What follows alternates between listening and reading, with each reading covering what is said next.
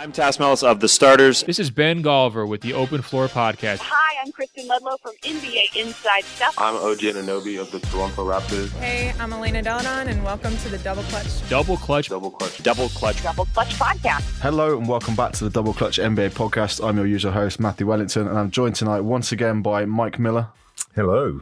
And from across the pond in Brooklyn, we've got our resident Yankee. We've got Jaime Oppenheim. Brooklyn is definitely in the house tonight. I'm surprised you left the parade. It's still ongoing, actually, so I'm just going to catch the tail half after we record this. Was there actually a parade? I saw some footage of outside the Barclays Centre, and it was just like 4 people walking around with like a dog. One of them was Jamie, and that's his dog. We've had this conversation on the pod before. 4 Nets fans plus my dog. What's the problem? Amazing. In the city that never sleeps, the Nets have stolen the limelight away from the historic Knicks. Well, I mean, are they really historic at this point? That's what they go off. But before this show becomes a massive Knicks bashing fest, which tends to be the case on Double Clutch UK, we are here to just talk about NBA free agency. There's a couple of housekeeping things we just want to fly through first quickly. NBA 2K20 got announced today. You can pre-order that online. It will be available on September the 6th from all good retailers. You can, of course, buy it via digital copies as well on Xbox, PlayStation, every platform possible, I would imagine. We'll hopefully have a few bits and bobs news-wise coming up on that over the next few months. But yeah, Anthony Davis is on the front cover of the Standard Edition, and then the Legend Edition is Dwayne Wade in what is quite possibly or potentially the greatest video game sports cover ever made. It's a work of art, that thing. Have you seen it? Of course I've seen it. I posted the thing on it. Oh, well, there we go. Yeah, it's quite an impressive one. I thought that. Have you seen the moving AD cover yet? Yes, I have. Yeah, I thought that was impressive. But yeah, the Miami Knights D Wade Legend Edition is pretty. Yeah. Nice. I like it. Do you think AD's got like a plain white shirt on because they didn't know what team he was going to? Yeah, and his arms are across his chest, so you can't see anything. I did notice like little red flecks on the sleeves, but it could have been any jersey. They've just messed around with it. But on that note, sorry, we'll get into this in a minute. Do you think it has anything to do with him going to LA that he's now on the cover? I know it's planned a long time in advance, but it's just this is one of the opportunities that you get if you play in one of those markets. Potentially. I mean, I guess it was always going to be the case that this was going to be the summer of AD, whether he ended up in New York or in Los Angeles. It seemed to be one or the other, and it ended up being LA along with LeBron. So this is just this is the first step, I guess, on his quest to become one of the instantly recognizable names, because like we said on the last podcast, he's been one of those guys who, to a general casual NBA fan, you probably ain't going to know who he is because of the fact he played in New Orleans, and they weren't exactly a team that everyone spent time watching the last few seasons. So now he's in LA, and this is the ball rolling on his roll up to superstar, I guess. Not that he wasn't one already. I mean, does this really push you into the superstar stratosphere? Do people care that much about video games? Am I just too old? Just too old. Because yes, people do. 2K is huge in this country, in the UK as well. Like, I never realised until like this last generation of consoles that it was actually as big as it is. Because like when the PS2 and stuff rolled out, I don't think it was actually like that much of a seller. But certainly since the last 2 consoles have come out, it's always been one of those games that when it comes out, it sits in the charts for a while, which is for a niche, I'm waving my fingers in the air, sport in this country is quite impressive. And I think that says a lot about the gameplay and the value you get from that £40 package or $50 package or whatever it is in the States these days, because it just lasts you forever. It's it's the equivalent of buying FIFA over here. If you like basketball, you only have to buy that one game, and that suits you for the whole year, I guess. I'm intrigued to find out now what the last basketball game Jamie had was it like Pat Riley basketball on the Genesis, or?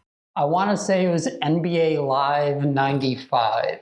Live 95. That was actually a good game. Live 95, Live 96. I enjoyed those two very much. Live 95, was that the first Live? It might have been. I think they were going with like a rhyming thing. That's why I remember it. That would make sense. Because before that, it was Bulls versus Lakers and whatnot. Yeah, all right. I think we've sufficiently taken our first tangent of the show. EA Sports is in the game. We've had a couple of articles go up on there as well recently. Josh Coyne, who's been sunning himself at Glastonbury the last couple of days, somehow managed to write an essay on Kyrie Irving, which is really, seriously, a really good read. A lot of Celtics passion and knowledge coming out, and general culture knowledge coming out from Mr. Coyne there. So check that out. And Jonas wrote his first piece on tackling homophobia in the NBA, which was something that we were approached by him to cover, and we've gone out and given a platform for it. And it's just pretty cool that we're getting involved in stuff like that. That's something that I know, Mike, you've had quite a bit of involvement in, and Hugh as well.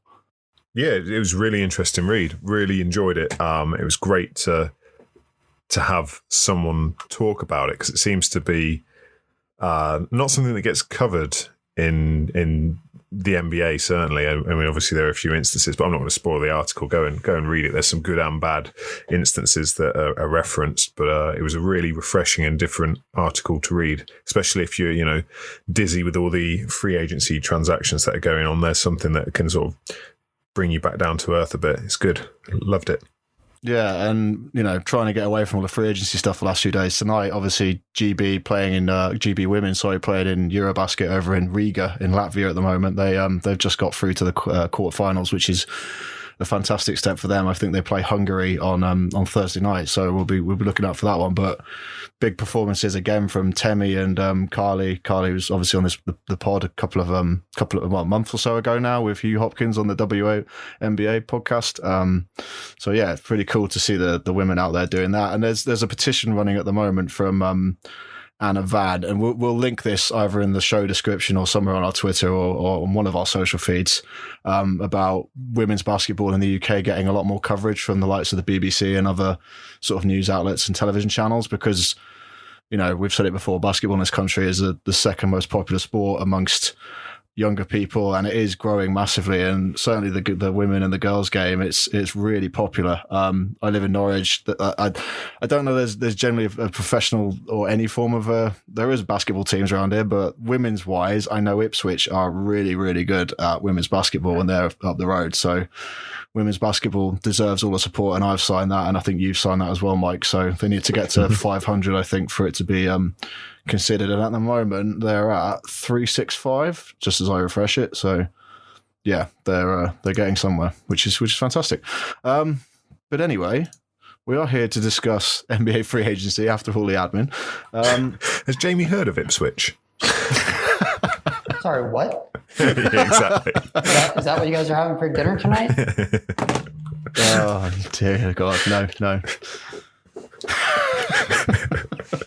Oh dear. You love the tangents. The differences in culture and levels of know-how about things is unbelievable. That's what I got from going to the baseball at the weekend, actually, was that they had the Yankees players on the screen having to name 5 famous English people, and it was really quite awkward and cringeworthy to watch.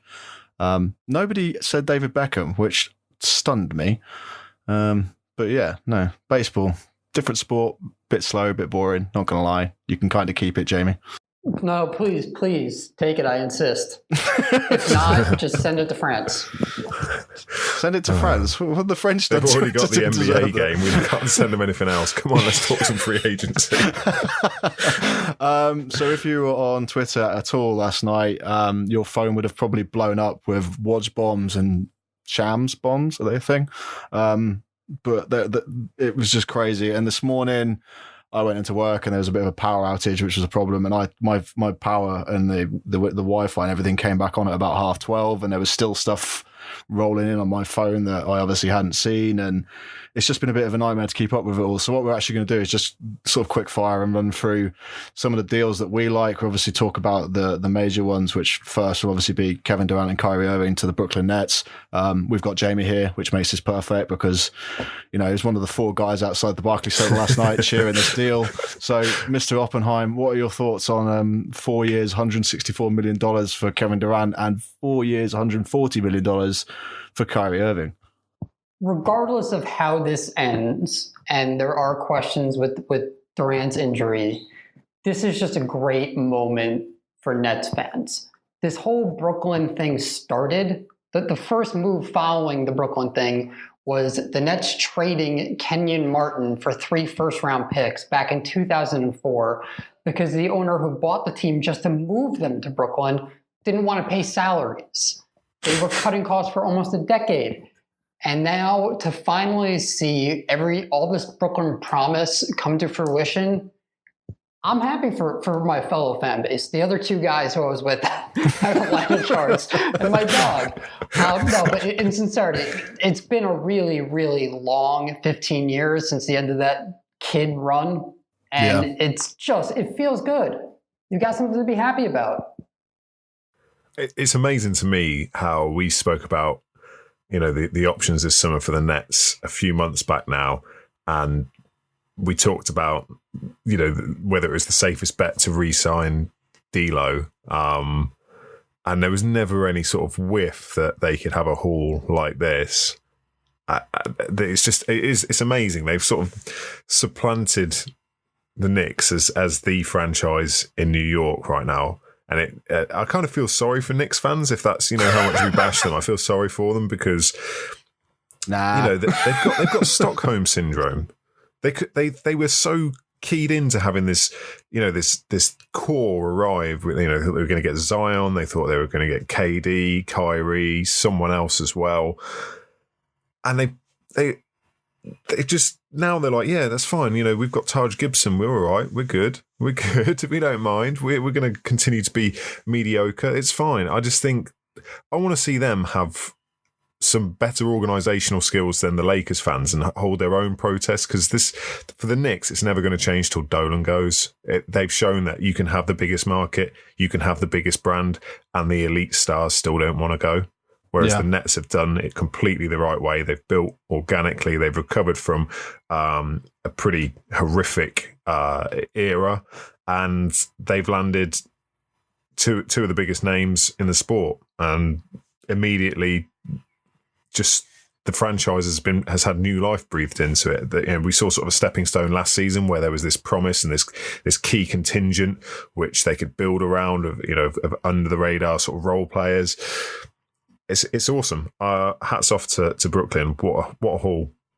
Yeah, and it's a shift in momentum in the city, I guess, because you go from sort of when the Nets were relevant, like they had, Kevin Garnett and Jason Terry and those guys were signed, and they had some star players back a few years ago, but because Carmelo was with the Knicks and that was the show in New York, they didn't get any of the real limelight, despite putting together some fairly decent rosters that were designed to compete with the Miami Heat, but ultimately ended up falling short.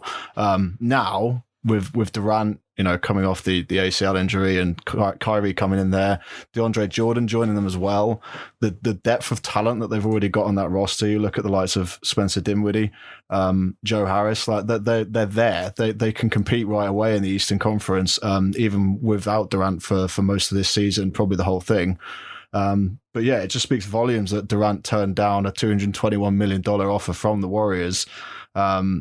Severed some ties with some players there. There's all kinds of, and we're recording this on the 1st of July, about 9 o'clock at, British summertime. And a lot of things could change between now and tomorrow, or whenever the show comes out. But the news at the moment is that Jim Dolan and the Knicks were not willing to offer him the max, but the Nets had done some research. They'd spoken to some other players and people around, the experts around the league, and everyone had said there's absolutely no question that you should, not offer him the money. So at the end of the day, it's a question of who you're going to trust. Are you going to trust some of the smarter organizations and some of these people who've built their careers on making decisions like this, or are you going to trust the Knicks and the James Dolan ownership, which at the moment is looking really, really embarrassing. But in terms of like pushing the needle for the Nets, you swap D'Lo for Kyrie Irving. Is that such a big shift in terms of the way you're going to perform on the court, Jamie?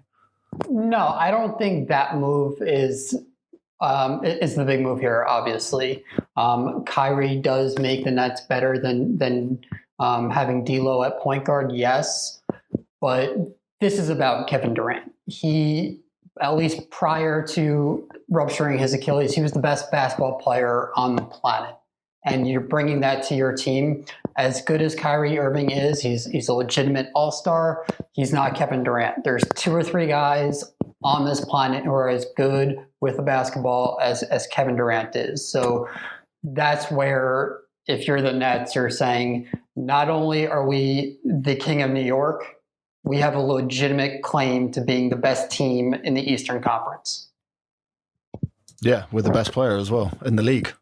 Well, touch wood, he comes back and everything's all rosy for Durant, because, there was a tumultuous sigh from, I think, the entire basketball world when he went down in the finals. And it's not good seeing guys like that go out, but I think that he is the prize. Like, he's been the ultimate prize, and there's all kinds of news today saying that this move has actually been planned for a year now. Whether or not I believe that, I don't quite know, because there seemed to have been a hell of a lot of flirting with the Knicks throughout this season. I think the injury probably changed a few things, but Kyrie's played in New Jersey, I guess, went to high school there, so I guess he's got some connections. Durant, not too sure. I think he just tends to follow people and likes to play with his friends, and from what we gather, he was kind of falling farther and farther away from some of the Warriors players. He felt second fiddle to Steph Curry, and obviously had the spaff with Draymond during the regular season. So I think this was his decision to make, and he went out and made it early, and the dominoes just fell within the space of about 6 or 7 hours last night. It was completely crazy. Like trying to go to sleep in the UK at midnight when all this is going off and you're a basketball nuthead. It's not easy, is it, Mike? No, it's not. So I didn't. I stayed up till about 2, I think, just refreshing my phone. I think the KD thing, I think there's lots of reasons why he's done it this way. Obviously, there's the opportunity to play with another, elite world talent. There's a chance here to go and be part of something that hasn't been successful before. So he is building, where, he got chastised horrifically for joining the Warriors, ring chaser and all this stuff. He's going now to a team that's basically not won a championship in any form since Dr. J was there, which was a heck of a long time ago.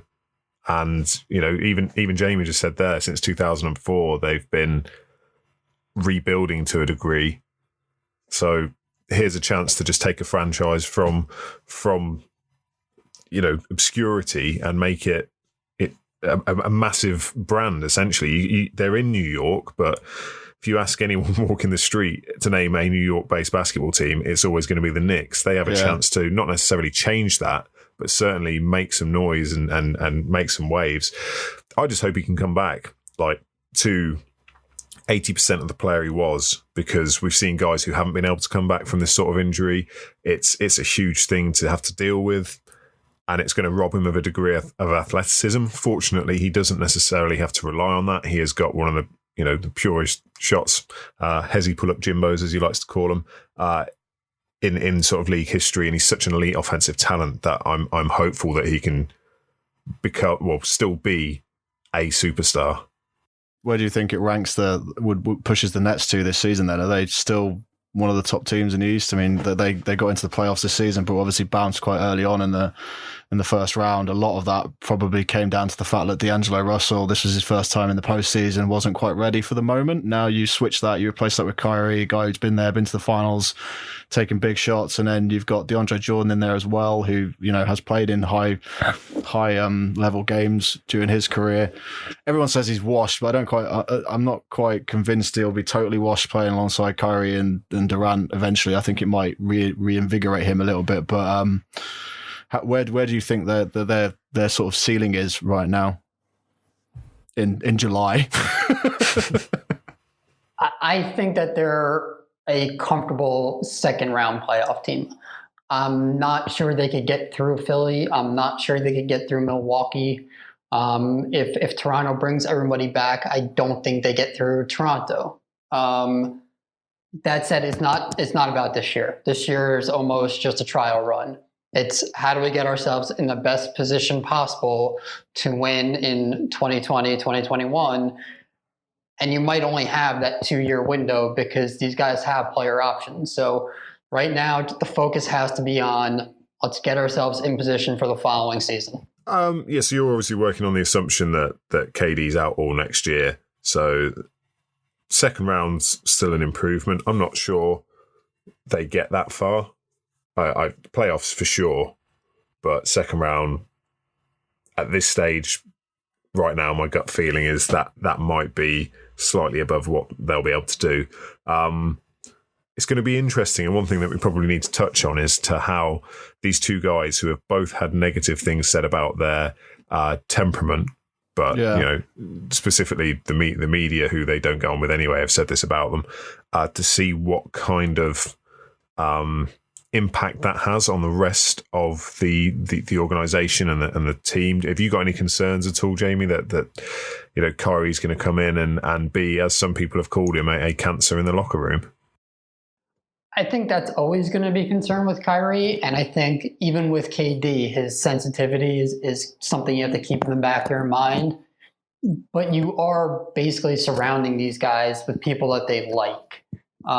They went out and got Taurean Prince in that trade, dumping Allen Crabbe. You got DeAndre Jordan. And obviously Kyrie chose to team up with KD. And then the secondary piece there is that now Kyrie is, quote unquote, home.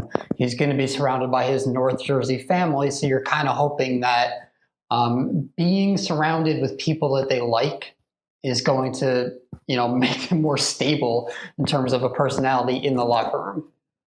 Or am I just hoping and praying?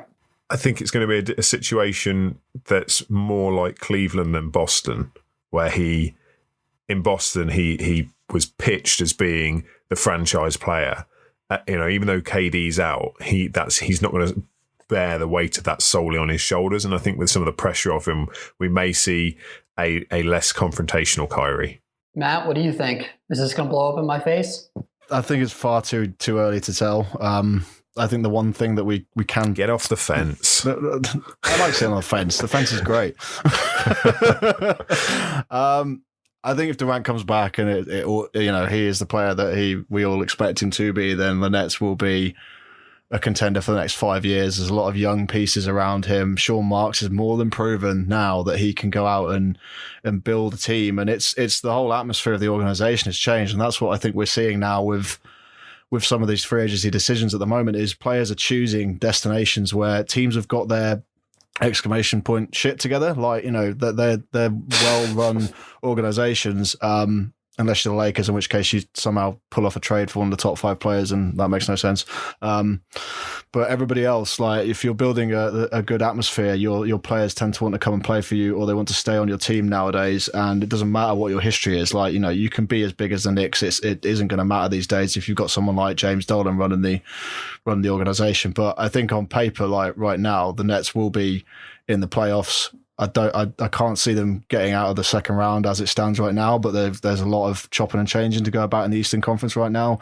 Miami are making a lot of moves. Obviously, Toronto's future entirely swings up on Kawhi Leonard. Milwaukee have made some confusing moves, I think it's safe to say, but we can get onto one of those in a bit. But I think, Sean Marks has pulled off a blinder here, and then to sign and trade D'Angelo Russell over to the Golden State Warriors was another sweet move on his part, and a nice get for Golden State, I guess, because they haven't ended up empty-handed from this deal. They've ended up with a guy who put himself and I actually put the Nets on the map again last year, and he's only 23 years old, so he's got a decent ceiling, but he's almost he is almost the same as Kyrie Irving. He's a very topsy-turvy up and down player. You don't quite know what version of him you're going to get. I'm just hoping for the Nets' sake that now that Kyrie's playing with his mate and DeAndre's there as well, and they're all friends, that they'll buckle down and realize that they just have to go out there and play like they're kids again on the park, and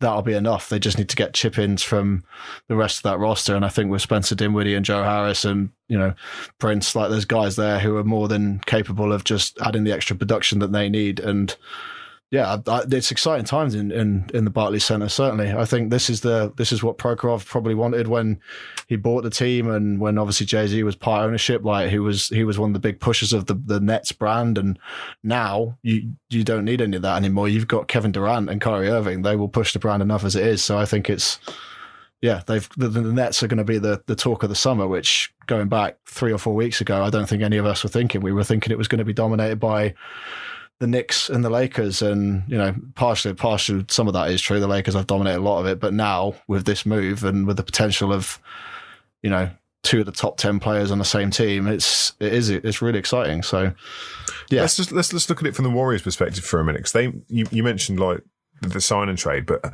they must be like over the moon with themselves for managing to get something back for KD, who, you know, in all likelihood could have just walked and left them with nothing. They've managed to get a solid player back who will fetch something in the market when he's eligible for trade later in the season. I can't see them holding on to him and keeping him as part of the roster. I just don't see how he fits until Clay comes back, isn't he? So yeah, I mean, we might see Curry take over the off the ball role because we know how good he is off the ball anyway. Whilst they just sort of wait for Clay to return, but going forwards, they've got to be thinking about what they can get back for him, and having him on the books gives them a lot more flexibility in terms of, you know, what they could have gone out and got for the space they would have had if KD had just upped and left for nothing.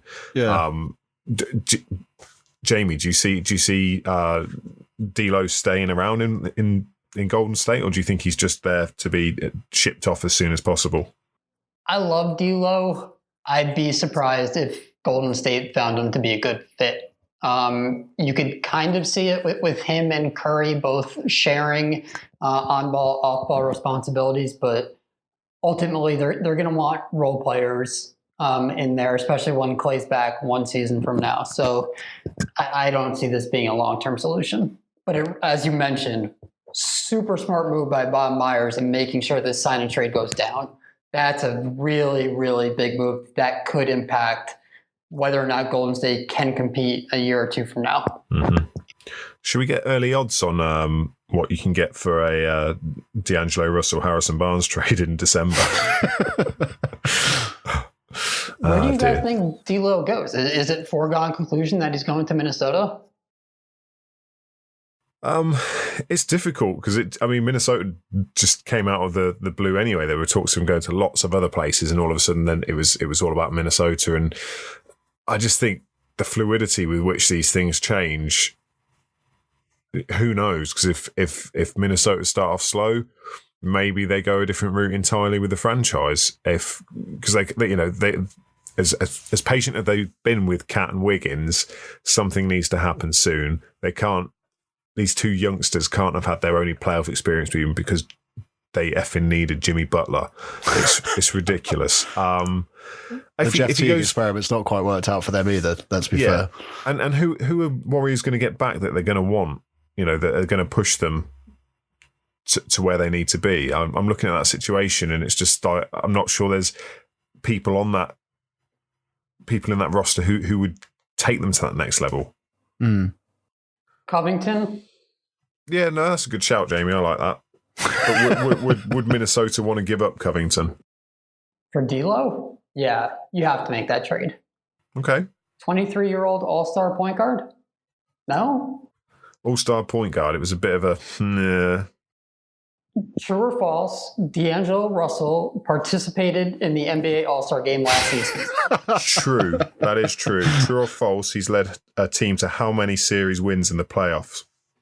That's not what we're talking about here. We're talking about all-star appearances. Come on now, we're talking about the merits of the guy. I didn't call D'Angelo Russell a second round of the playoffs point guard. I called him an all-star point guard. Yeah, but it's all. Hey, now you're an all-star, but you're going to get knocked out in the first round. What do you place higher value on? I'd rather go to the All-Star weekend. It's pretty fun. That is true.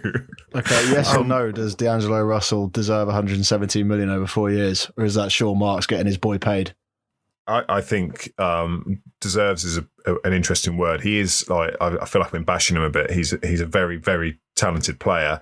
He got exactly what he should do, which is go out and get your money based on what the market dictates for you, and that's exactly what he's done. I've got no issues with him getting paid that much.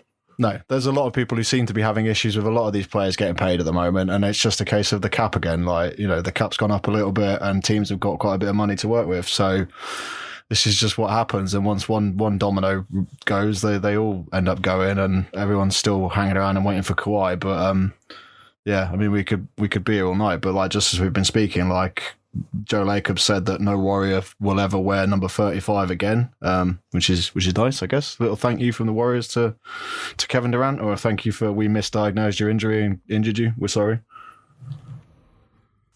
Yeah, they did the right thing by him. They met with him, and he obviously explained he wanted out, and that was it.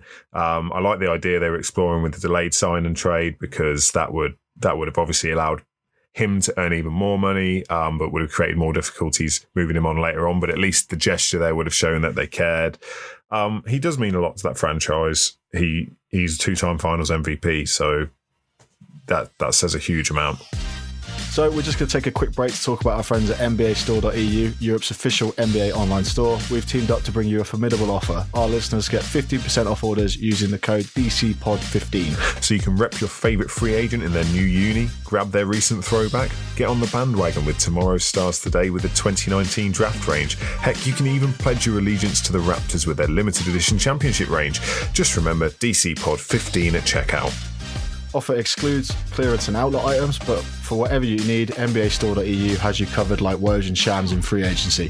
Head to NBAstore.eu now and use the code DCPOD15. That's DCPOD15 for 50% off your purchases. Really briefly as well, we put out a tweet just before we started the podcast about the deals that people are excited, or the moves that excited people, and KD and Kyrie, unsurprisingly, has been one of the responses that we've had from Matt Hardy, who I know is a pretty die-hard, solid Nets fan, been a Nets fan for a long time, been with us certainly since we started the podcast in 2012, and they were okay then, but you know they might be on a different level next season, so good times for the Nets. But yeah, I guess the Knicks are just doing that thing at the moment where they're just panic buying everything in the shop that's on the shelf, so we'll see where they end up. I mean, what is the future for the Knicks? I mean, your instant thoughts right now, like, should James Dolan sell this team? Because he doesn't seem to have a clue, you know, what he's doing with it.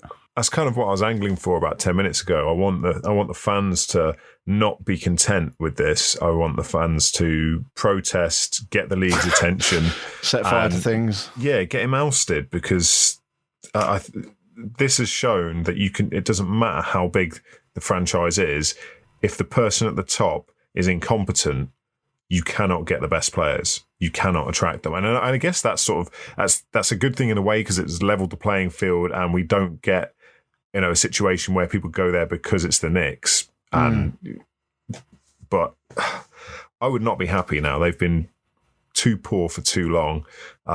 Jamie probably is happy, but what's your take on it, Jamie?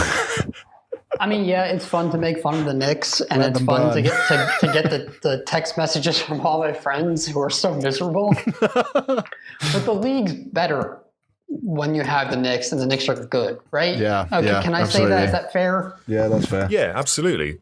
So it's just, let's get this team to actually be respectable again.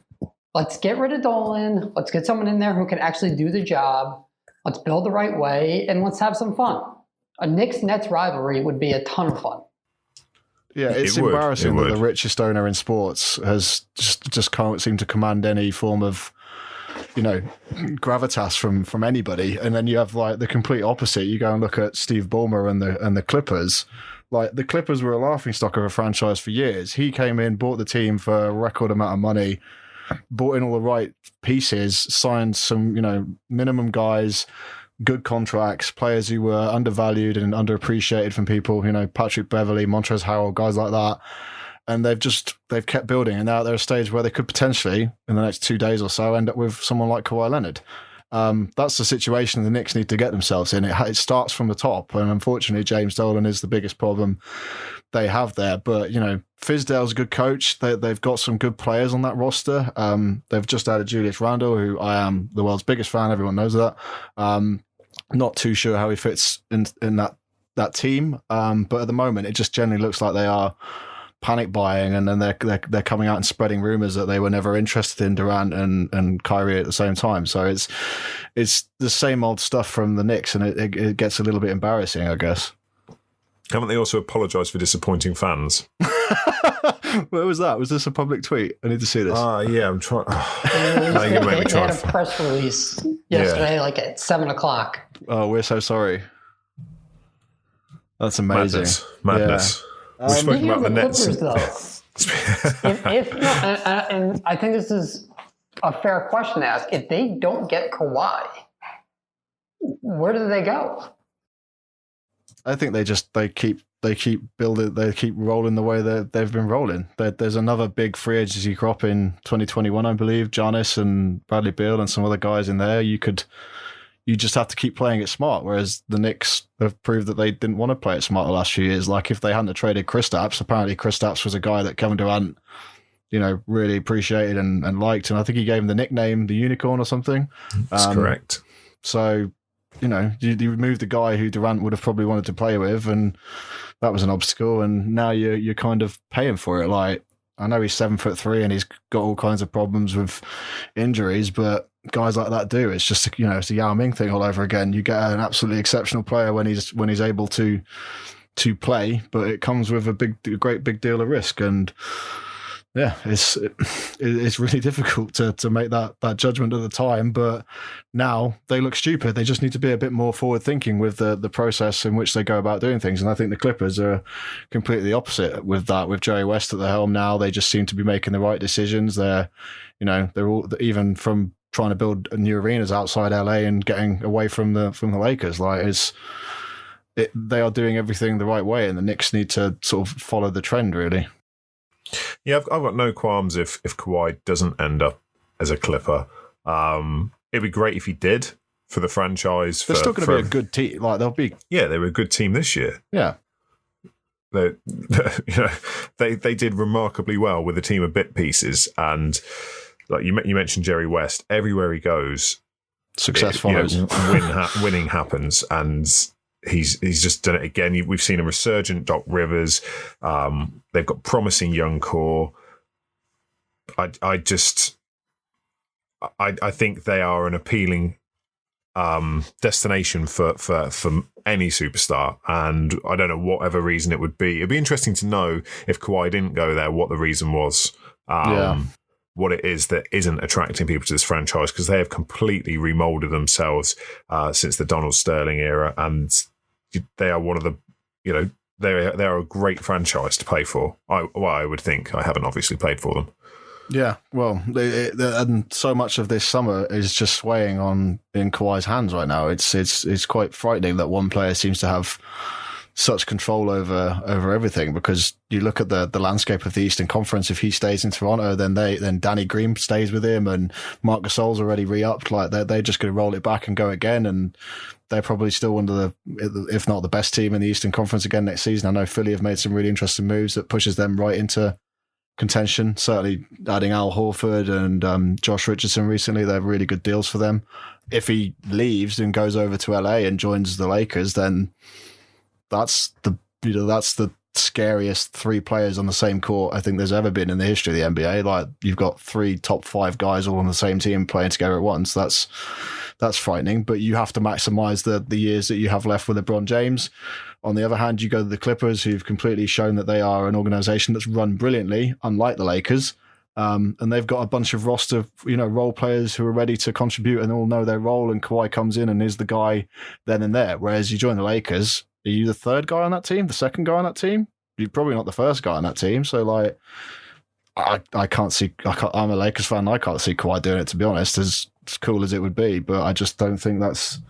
I don't think that's the way his mindset works. He's always been a sort of system. I just play basketball. Board man gets paid. That sort of thing. So you think he'd prefer staying in the Toronto role where everything goes through him?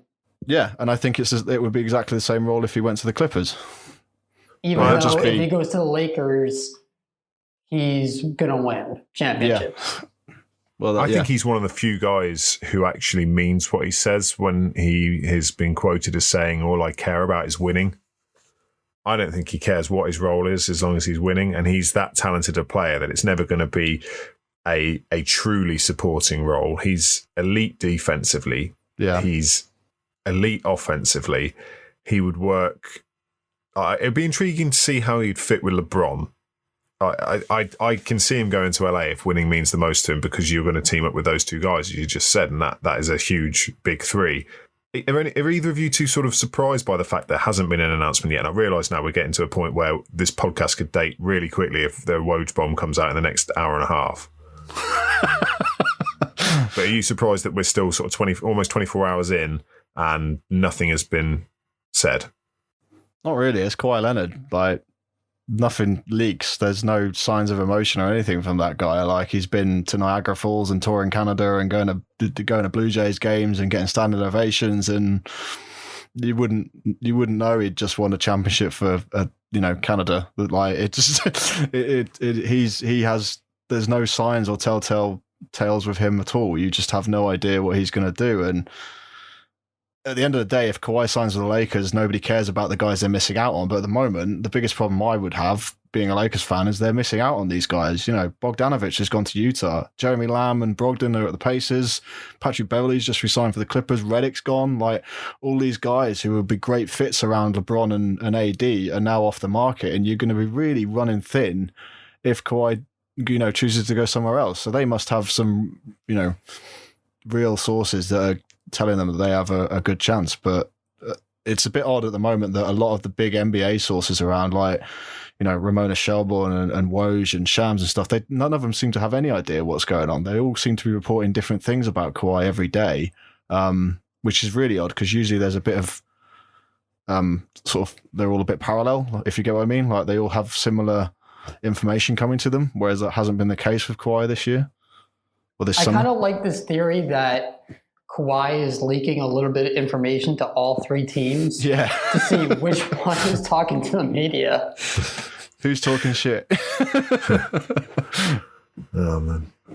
No, that's a good point. I mean, what if he's just doing this all just to see what the traction is, and then ends up, Toronto's great, it just suits me, nobody cares what I'm doing, we'll just get on with it. That'd be amazing. Just shows up the Where are training New camp. Balance likely to have the biggest market hold? LA, obviously. Really? You think there's a lot of mid-40s dads wearing... I see where Mike's going with this one. Toronto. No, yeah. Maybe that's what's holding him back, is New Balance whispering in his ear, but we could do something great here. Who knows? Yeah. And it's not the free food for life or the house that was bought for him or anything like that. Hey, look, New Balance are paying him a wedge of money. More than, I don't know, you probably consume a significant amount of food value-wise over the course of a lifetime. But yeah, no, I don't know. It's a really tough one to call. Again, it's Kawhi Leonard being his robotic self, when no one knows what's going on and no emotion and nothing's even properly leaking. It's just, I just like to think he's gone on flight mode for come back sort of halfway through July and let us all know. It's that would imply that Kawhi Leonard has a modern day smartphone. I still think he's on a 3310, if I'm being honest. I don't mean has, I mean him. He's on flight mode. Someone's flipped that switch on his back. Oh dear. Yeah, well, Kawhi could dictate a lot of what goes on, and I'm sure we'll probably know by the end of the week where he's going. But yeah, as a Lakers fan at the moment, like, my head's kind of thinking, well, we're missing out on all these guys who'd be really good fits with LeBron and AD, and you build a roster that way, like all these teams are doing at the moment. And yeah, they're still gambling on the super team role. But anyway, other free agency moves. I'm just going to fire around quickly. I mean, Mike, has there been any moves that have really stuck off the table that we haven't discussed already that you like or you're not a fan of? Horford to Philadelphia is a huge move. 109 million, 4 years. You've basically taken the one guy one of the few guys in the league who gave Embiid trouble and paired them up together. Yeah. And it just looks like an absolute monster of a front court. It's just nuts. You've got an incredibly underrated, versatile player who's willing to defer to others, are willing to graft and do all the dirty work. And I just think there's that's going to be a horrific, give the opponent nightmares kind of front court, built specifically in my mind to face up against Gasol and Ibaka. I think that move's great. Jamie, what about you? Is there any moves you like or dislike? I mean, there's a lot of small moves that look good. Everything that Indiana has done, almost everything that Utah has done. Mm-hmm. My favorite, though, Jimmy Butler going to Miami, not because of the fit. He wants to be in Miami because he saw what the Heat organization did for Dwayne Wade on his retirement. I love the idea that Jimmy Butler thinks he's going to get the same send-off as the greatest player in Heat history. That is exactly right. And the other thing that's bizarre is that Jimmy Butler, I mentioned sort of Kawhi being the only guy who says, winning is everything. Jimmy Butler has gone on about winning for so long. What is he winning in Miami right now?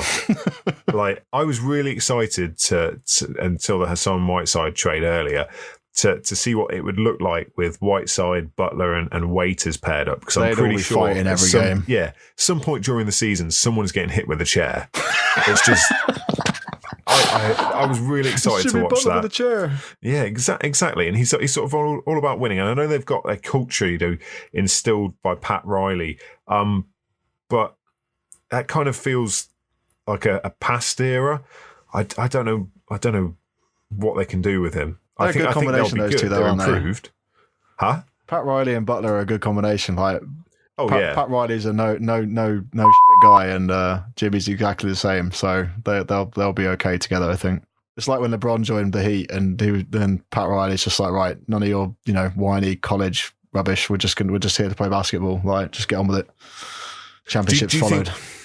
Jamie, do you think they can add any pieces to be more of a competitive team? We already know that Jimmy Butler is capable of lifting a team, but competitive in the NBA or in this Royal Rumble that you're thinking of? Let's stick with the NBA for now, because Royal Rumble, I wouldn't bet against Jimmy, but the rest of the roster, I don't know. Actually, no, they've got a few guys on there that I wouldn't like to fight with. Not that I would like to fight with a lot of NBA players, or anyone else has an average height of 6'7" and a body fat percentage of like 6% and is elite athletically. Yeah. In the NBA, where do you think they're gonna? How do you think they'll fare next season with this sort of Jimmy Butler based team? I think they're going to be the same team that they were this year, just hanging around 500, maybe make the playoffs, maybe not make the playoffs. I like some of their pieces. Adebayo. I think Hero's going to be good, but they are a long way from actually having a functioning, cohesive team on or off the court to get deep into the playoffs. Yeah, I like Hassan moving, because that means more minutes for Bam Adebayo, and he's a dark horse. He's a good watch as well. Plus, it was also really funny just to get Mike's instant reaction to that deal in the Double Clutch Slack chat earlier, until he realised it was a expiring contract. Yeah, when it first came through, I started scratching my head. I didn't realise it was for Leonard and Harkless. I thought it was for Harkless alone at first, and I've been wanting to get off the Harkless contract for a long time. Well, actually, just as long as the Leonard contract, when they were both signed. That was it 2016. Harkless, it's a bad sign when you put a clause in someone's contract where if they shoot X percentage, they get a bonus, because the minute they then start hitting that percentage, they stop shooting so as not to lose the bonus. That really wound me up with Harkless a couple of years ago. I think he's inconsistent offensively. Whiteside at least is a stopgap until Nurkic is back to full health, and assuming that he's not just going to start the season having been walking after snapping his leg, within a week without crutches. I just think there's a breath of fresh air for this Portland team. Not that they're going to compete anytime soon. That sounds really harsh, given that they just made the conference finals. They're not sitting still. They're trying to move, and what they're allowing themselves is future flexibility. They've got Dame locked up long time. It's not about next season. It's about what they can do after that with the cap space and having Dame there as a core to attract someone else. Yeah, in a nutshell. The association's really open as well. Like, the Warriors super team's been broken up, and nobody really knows what's going to go on with the Lakers at the moment because of Kawhi, obviously. But as we're talking right at this moment, you can't really say who's going to win the NBA next year. Like, you couldn't just put a bet on it, or I certainly wouldn't anyway. There's too many teams out there that have made good moves, and too many teams that have stayed in the same place they were last year. And I think Portland are one of those teams that's doing a few things right. Like, Evan Turner's deal's finally gone. How long's that taken? Like, hallelujah. But there's been all kinds of like smaller moves all around the association. I mean, Vucevic going back to Orlando, that keeps them, up in up in the Eastern Conference. They can still compete. Pat Beverly re-signing with the Clippers, I think, is massive. Certainly, if they do want to sign Kawhi Leonard, I think that makes a big difference having him there and secure. Tobias Harris going back to the Sixers, that keeps them right up there in contention, and arguably with the move you mentioned earlier, and Josh Richardson joining them as well, that makes them probably the best team in the Eastern Conference on paper. They look really, really good. And like you said, you take away that problem that Joel Embiid had throughout the postseason, and now you pair them together and you've got this two-headed monster in the front court. Milwaukee made some really weird moves. I quite like a little under the radar move, Dwayne Dedmon going to the Sacramento Kings. I know he's turning 30 this year, but I think he really fits their system. He's a good sort of fast-paced, offensive-focused center who is also one of the best rebounders in the league. I think out of the top 3 centers available in this free agency core, he was number 1 in sort of rebound efficiency. So, and he can shoot the 3 as well. So what more do you want? You stick him next to De'Aaron Fox and Buddy Hield, and he's going to be raining threes on opponents. And I think the Kings have gone out and made a really smart move there. Harrison Barnes, not so smart. Yeah, the Kings have. I think they got a bit carried away with how well they performed above expectations this year. I think they've kind of just gone off a little bit too quick in terms of trying to move themselves forward. Well, okay. Yeah, Harrison Barnes, a lot of money. do you think the fact that Golden State's broken apart and now that a lot of the teams in the West see a gap, do you think like the moves the Jazz have made are certainly them just going for it all now? Like Mike Conley, great two-way offensive guy, pure point guard playing alongside Donovan Mitchell, pure shooting guard. That backcourt should just click. We've already seen footage of them on Instagram playing and training and stuff together. They've added Bogdanovic recently as well. Like and he'll play alongside Rudy Gobert. Like defensively, that team was already really good. They've been good for the last 2-3 seasons. I've wrote the season preview for our guide the last couple of years, and they've always been they're almost at one of the elite levels. I think these 2 moves might push them into that elite level, and now that the West is open, they could really get far. I know they've always lacked offensive capacity on that team, and we certainly saw it during the first half of last season where all their offense was running through Donovan Mitchell. That changed towards the playoffs, but again, it became stuck in the postseason. I think this changes that whole spectrum for them now completely, and the Jazz have they're A+ moves for me, both of these deals, and there's nothing to say that they've stopped making any moves for the next few weeks. I think the moves they've made are good. I have slight reservations as to what the on-court product's going to look like. Not from a basketball success perspective, but from a as in how it's going to look on the court. I just think this is going to be a slow team. Oh yeah, it's not going to be aesthetically pleasing. Yeah, that's the word I was looking for. This is going to be a very slow team, built around, again, its stagnating defense. I think they've pushed the defense up with the arrival of Conley. Offensively, could be interesting. Well, should be interesting. They can now basically play 4 out and just leave Gobert on the inside and just go nuts with those bombers. Yeah, that right now on paper that roster is top two in the West. Yeah, and like Houston, they've re-signed Rivers today. Like they've not made any major moves, but they just seem to be keeping the band together. And there's nothing saying that they can't compete. I mean, there's moves that will keep happening over the next couple of hours. Enes Kanter's just joined the Celtics just a couple of hours before we recorded this. Apparently Portland only gave him 6 minutes to make his decision. What do you make of that? Fine by me. I'd have given him 2. Oh wow, that's harsh. Everyone got on the Kanter bandwagon. Like what he does off the court for Turkey rights, human Turkey, rights. Yeah, exactly. Amazing, absolutely amazing. Do I want him as my starting 4 or 5 on an NBA team? No, I don't. Absolutely not. And I know he played well and stepped into the void left by Nurkic, but I was quite happy to move on from that. I might be wrong. Jamie, what are your thoughts on Kanter? I'm sorry, you want me to have thoughts on Cantor? See, exactly. This is my point. Exactly. No one wants to have thoughts on Cantor as a basketball player. We can get thoughts on another Celtic or recently acquired Celtic that we actually didn't mention somehow when we were talking about Kyrie Irving earlier. Kemba Walker signing for, or supposedly reportedly signing for the Boston Celtics. Is he a good fit? 100%. He's everything you wanted Kyrie to be, without everything you didn't want Kyrie to be.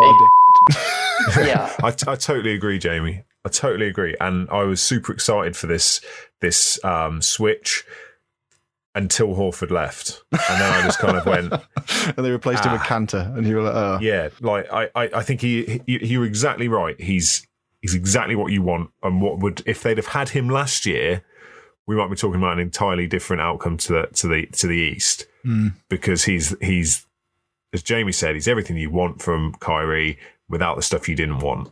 And I could see them like regrouping this year, but then Horford bounced, and there's a massive hole there that I can't see. Where is their inside presence coming from?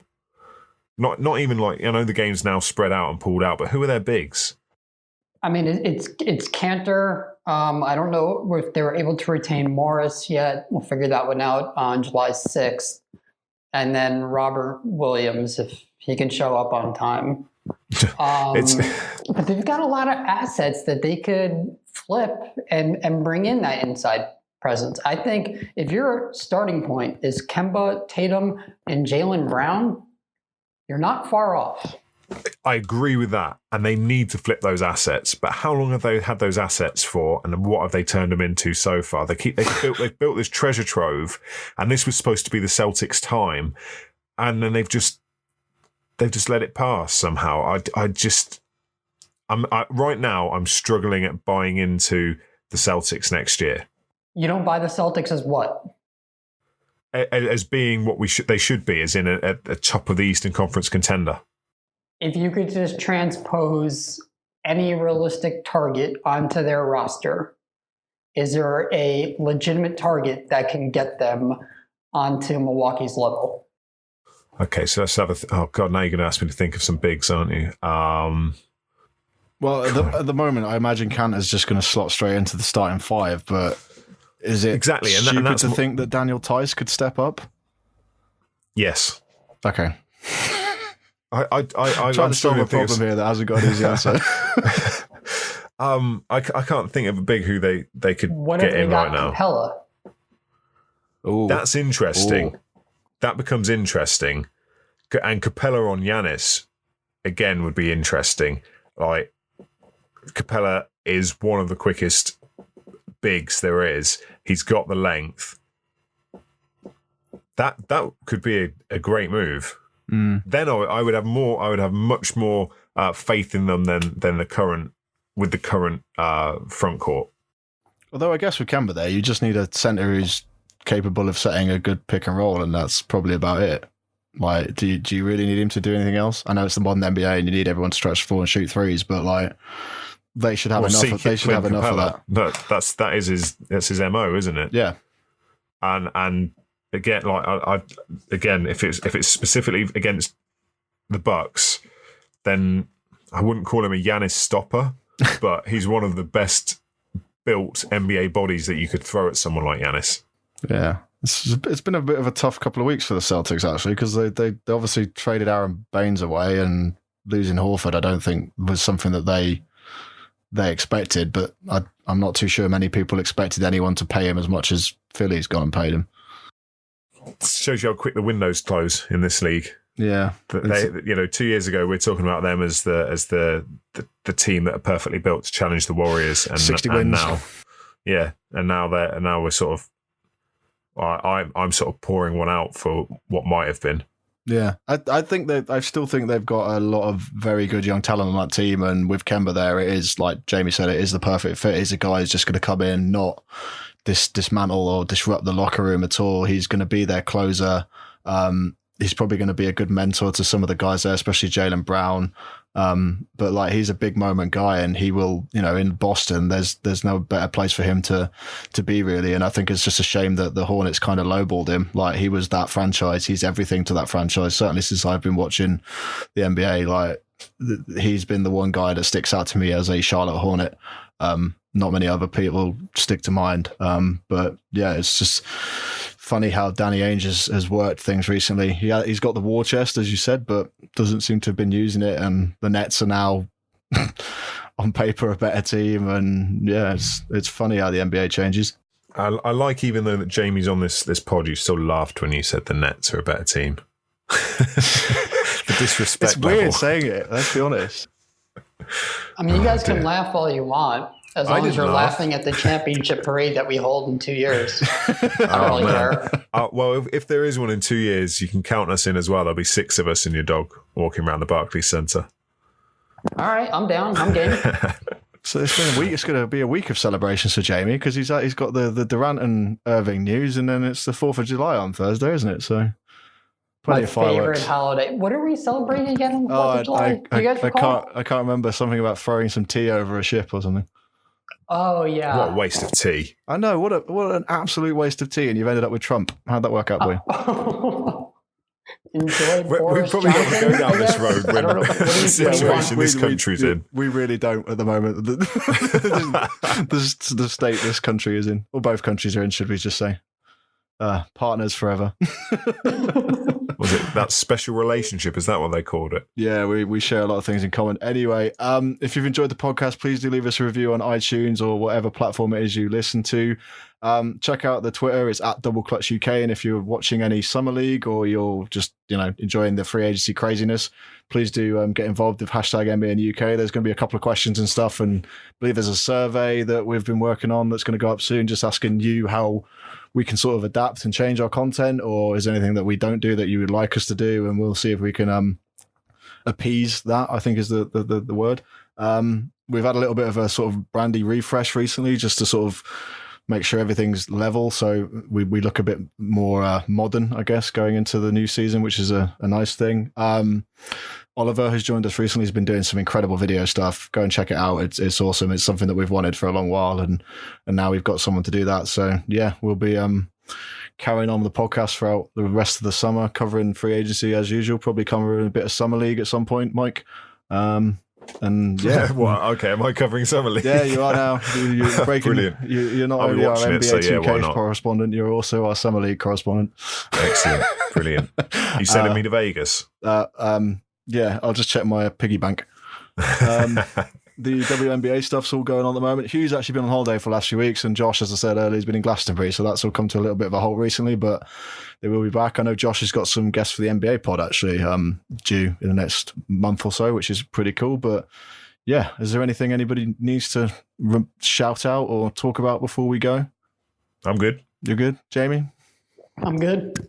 You're all good. So have a good 4th of July. Celebrate, independence and all the good stuff. Freedom Celebrate from tea, Will baby. Smith. Freedom from tea. Freedom from tea. Honestly, it's. I swear I said this last year. Isn't it all about Will Smith and an alien? That joke's old, Mike. It is joke. You need something else by now. Yeah. Oh no. I don't know why I expect more from you, but I don't know why you expect more from me. Oh dear. Anyway. Check out the website as usual, doubleclutch.uk, and hopefully we'll be back at some point with news of wherever the hell it is Kawhi Leonard's going to go. Stay in Canada.